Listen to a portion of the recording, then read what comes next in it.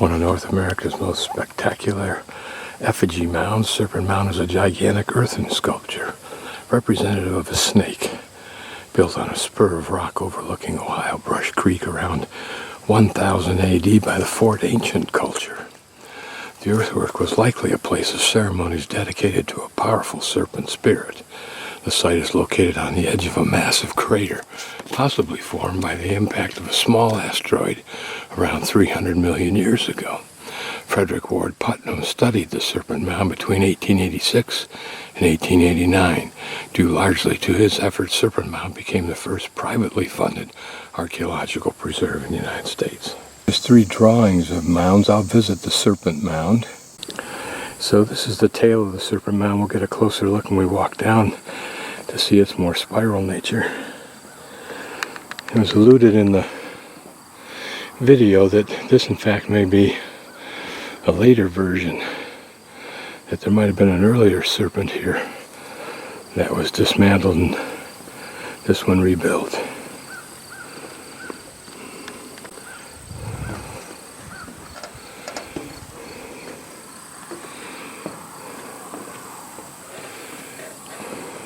Here we can see the spiral nature of the tail.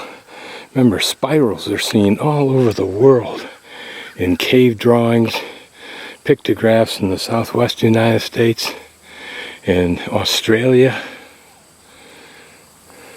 No one really knows what it means. It's lasted as long as it has. It's amazing. Of course, it's probably been reconstructed or at least maintained over the years, both by the ancients as well as ourselves.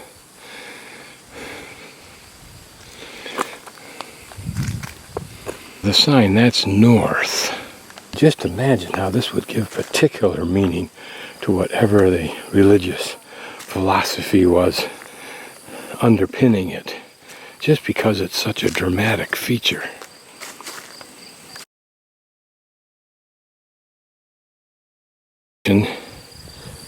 Is the minimum northern moonset. It was the equinox sunset. Now, they've put signs here. Whether the ancients used anything to indicate these positions at the site, I don't know that it's known. I haven't seen it mentioned. Let's keep videoing this so that you get a sense of how all humans who've looked at this saw it. Snake is perfect for undulating over a curved surface or an undulating surface. This is the max southern moonset. Notice how those 2 lines are going to intersect somehow here. Looking further down the snake, now notice that here there's this triangular formation and the head is further on. So we'll have to look at the diagram to see that impact. If we go back up there to where that triangular portion was, or perhaps in the center of this circular area ahead of us, maybe that's where they said there was an altar. It showed the alignment from there to here. I would think that this cliff precipice had an important element also, being in the alignment of that head facing to that sunset.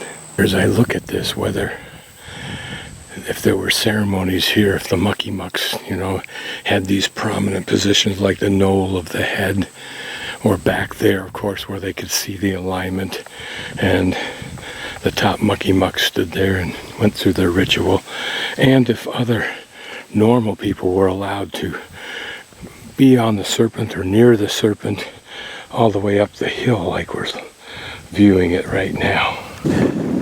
Diamond shaped area.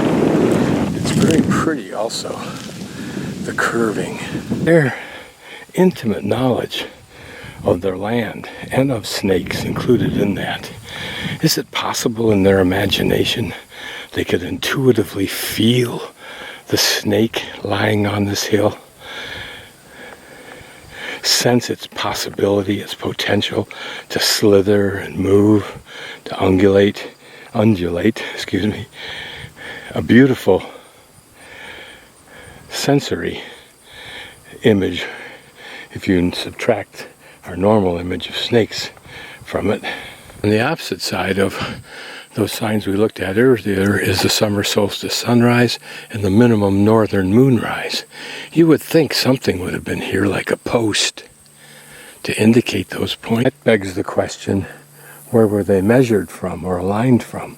Would there have been certain places here for that? Notice the very pretty curvature of all the lines, not only the hill underneath the serpent, but the serpent.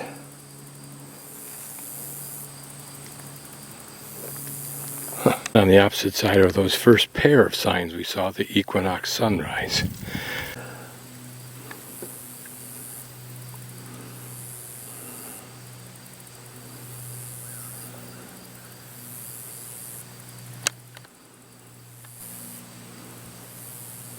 Here the winter solstice sunrise, and up here the minimum southern moonrise.